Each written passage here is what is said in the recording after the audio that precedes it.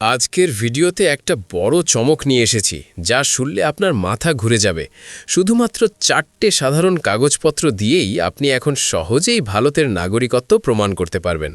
আর নাম কাটা যাবে না ভোটার লিস্ট থেকে। হ্যাঁ, ঠিক শুনেছেন, এখন আর জন্ম সার্টিফিকেট ছাড়াই চিন্তার কোনো কারণ নেই। যদি আপনি এই ভিডিও দেখে থাকেন তাহলে অবশ্যই লাইক করুন, চ্যানেলটা সাবস্ক্রাইব করে বেল আইকনটা প্রেস করে দিন যাতে পরের আপডেট মিস না হয়।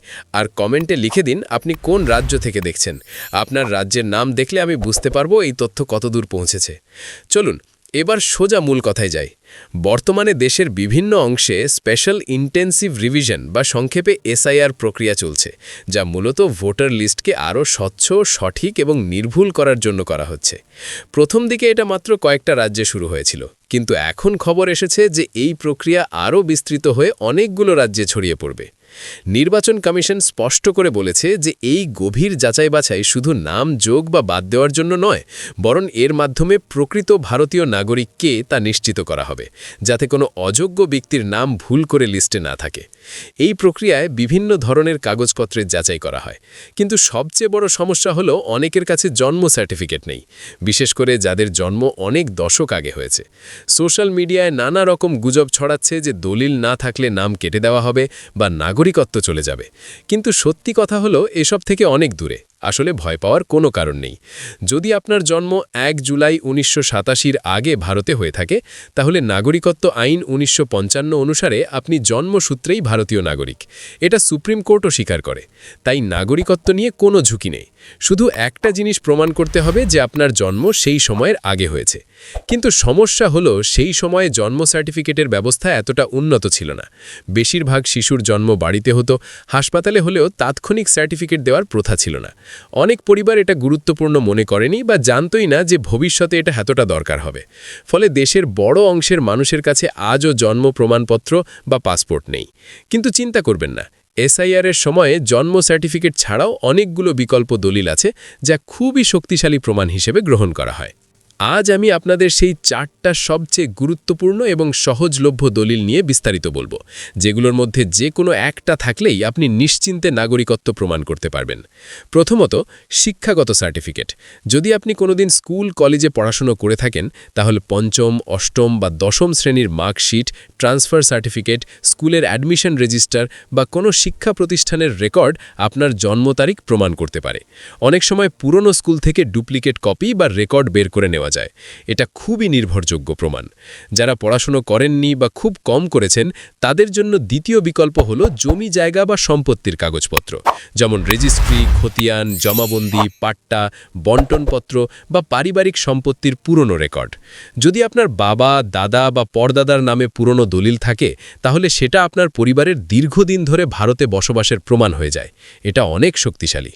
তৃতীয় গুরুত্বপূর্ণ প্রমাণ হল পুরনো রেশন কার্ড।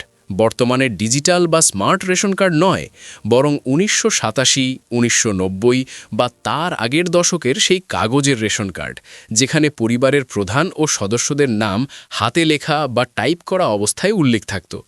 যদি আপনার কাছে এমন কোনো পুরনো রেশন কার্ড থাকে যেখানে পরিবারের সদস্যদের নাম, ঠিকানা এবং কখনো কখনো পরিবারের প্রধানের স্বাক্ষর বা সিল দেওয়া রয়েছে, তাহলে সেটা দীর্ঘকালীন বসবাসের অত্যন্ত শক্ত প্রমাণ হিসেবে ধরা হয়। কারণ রেশন কার্ড সাধারণত স্থানীয় প্রশাসনের মাধ্যমে যাচাই বাছাই করে দেওয়া হতো এবং তা প্রমাণ করে যে ওই পরিবার বহু বছর ধরে নির্দিষ্ট এলাকায় বসবাস করছে। বিশেষ করে 1987 বা 1990-এর দশকের রেশন কার্ড থাকলে তা দেখায় যে সেই সময় থেকেই আপনার পরিবার সরকারি নথিভুক্ত বাসিন্দা ছিল।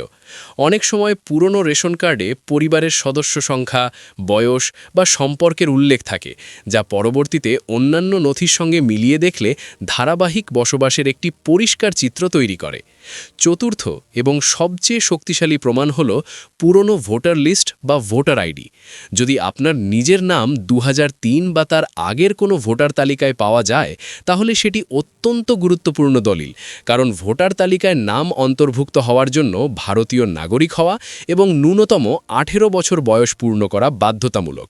অর্থাৎ 2003 সালের ভোটার তালিকায় যদি কারো নাম থাকে, তাহলে নিশ্চিতভাবেই তার জন্ম 1985-87 সালের আগেই হয়েছে এবং সেই সময়ে তাকে ভারতীয় নাগরিক হিসেবে স্বীকৃতি দেওয়া হয়েছিল। এটি শুধু বসবাস নয়, নাগরিকত্বেরও প্রত্যক্ষ ইঙ্গিত বহন করে।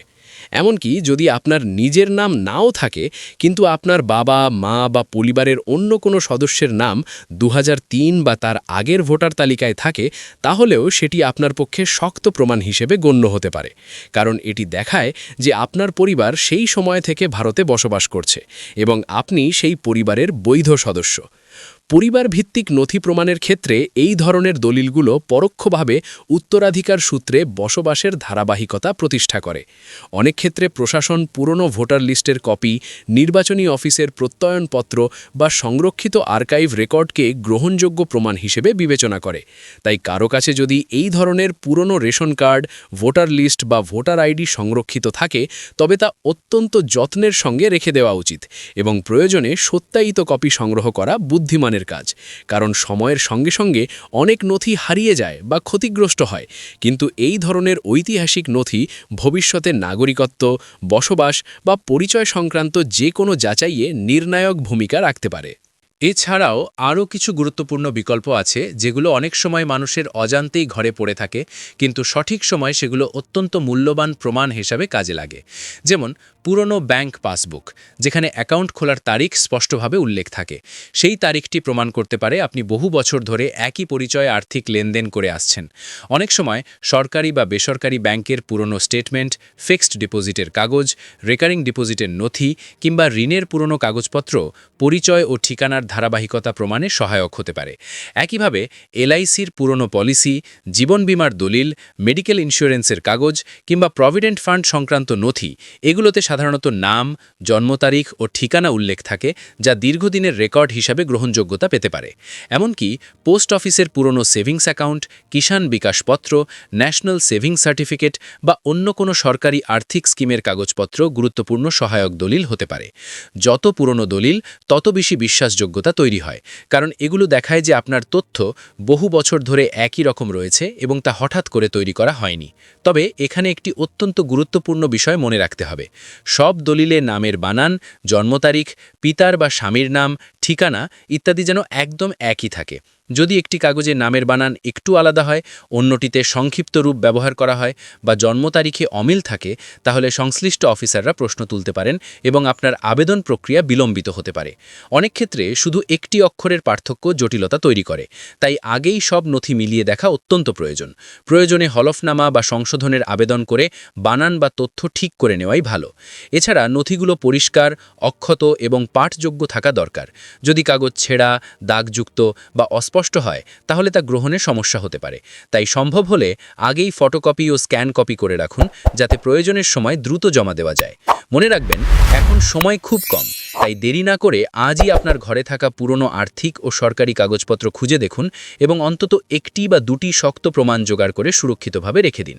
আগে থেকে প্রস্তুত থাকলে শেষ মুহূর্তের দৌড়ঝাঁপ, উদ্বেগ এবং অপ্রয়োজনীয় ঝামেলা এড়ানো সম্ভব হবে, আর আপনার আবেদন প্রক্রিয়াও অনেক সহজ ও দ্রুত সম্পন্ন হবে।